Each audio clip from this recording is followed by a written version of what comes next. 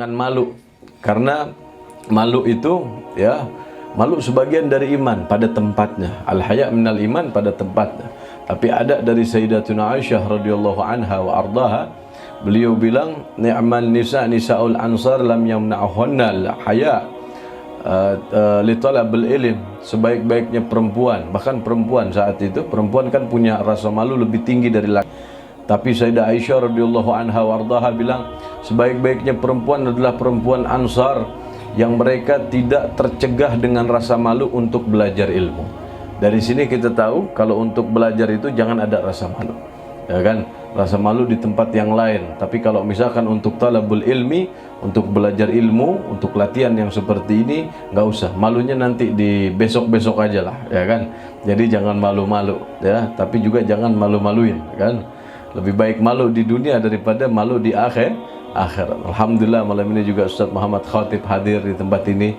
Mudah-mudahan beliau panjang umur, sehat walafiat, daripada Yayasan Masjid Raushin Fikir. Mudah-mudahan dimudahkan segala macam pembangunannya oleh Allah Subhanahu wa taala.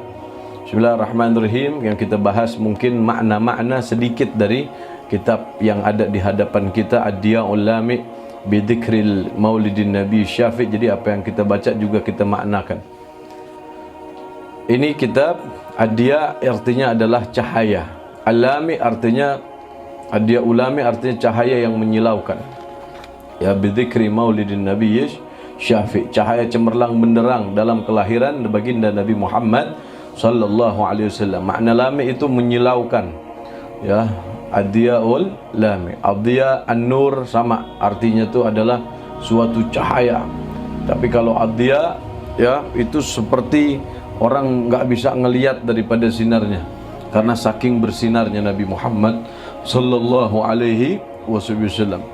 Yang ngarang ini seorang yang masih hidup zaman sekarang, karya Al-Allamah. Kalau disebut alim, satu fan ilmu. Tapi kalau misalkan Al-Allamah, artinya dia menguasai daripada banyak fan ilmu. Kalau disebut Allamah berarti banyak fan ilmu. Kalau satu fan alim, biasanya alim Al-Allamah disambungkan. Ad-Da'iyah artinya orang yang di situ berdakwah di jalan Allah Subhanahu wa taala. Habibana Umar bin Muhammad bin Salim bin Hafiz ibni Syekh Abu Bakar bin Salim. Beliau bernama Umar bin Muhammad bin Salim yang ada di kota Tarim, Hadramut. Alhamdulillah sampai kepada kita sekalian. Nah, kota Tarim Hadramut ini adalah kota asal mulanya kita orang-orang di Indonesia mengenal la ilaha illallah.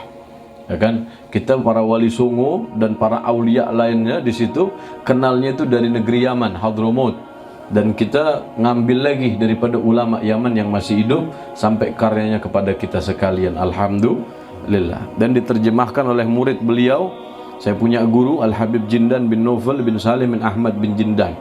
Habib Jindan bin Naufal bin Salim bin Ahmad Jindan juga masih hidup. Beliau ada di Tangerang Selatan, di Al-Fakhriyah. Di situ nama pesantrennya Al-Fakhriyah. Dan juga Hautah Jindamniyah, beliau punya akhi, beliau punya adik Al-Habib Ahmad bin Naufal bin Salim bin Ahmad Jindan. Kita doakan semoga guru-guru kita panjang umur, sehat walafiat. Ulama itu ada yang disebut ulama is-salaf, ada disebut dengan ulama al-khalaf. Ulama salaf, ulama terdahulu dari segi bahasa. Kalau khalaf, ulama yang sekarang. Salaf juga pengertian yang pertama sahabat, yang kedua tabi'in, yang ketiga tabi'it tabi'in. Itu disebut juga dengan ulama salaf. Ulama salaf, ulama khalaf. Khalaf itu yang sekarang-sekarang, tapi maknanya juga yang terdahulu dengan sekarang. Kita umat Islam tidak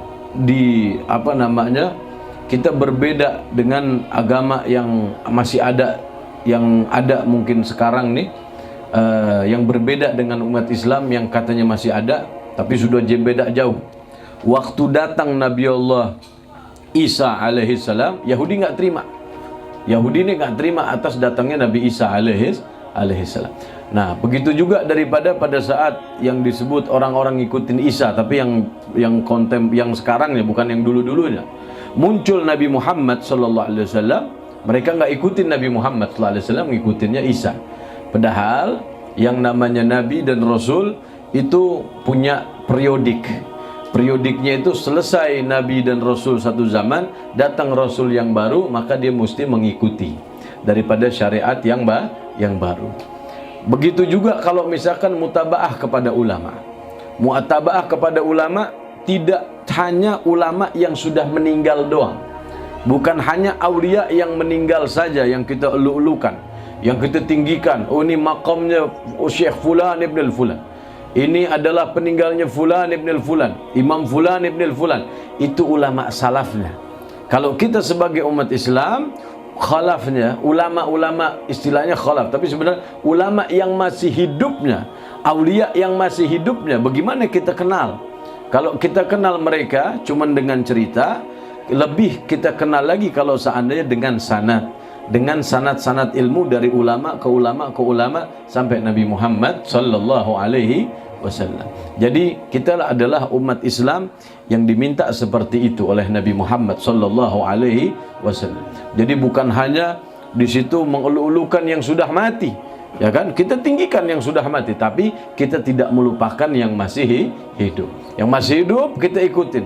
Ulama yang sudah meninggal kita ziarahkan. Yang masih hidup kita ikuti. Inilah yang dituntut dalam Islam, dalam ajaran baginda Nabi besar Muhammad sallallahu alaihi wasallam. Karena tongkat estafet dakwah itu terus menerus, nggak bakal habis. Kalau seandainya sudah hilang daiyah, sudah hilang dakwah, berarti hari kiamat terjadi. Ya begitu kan?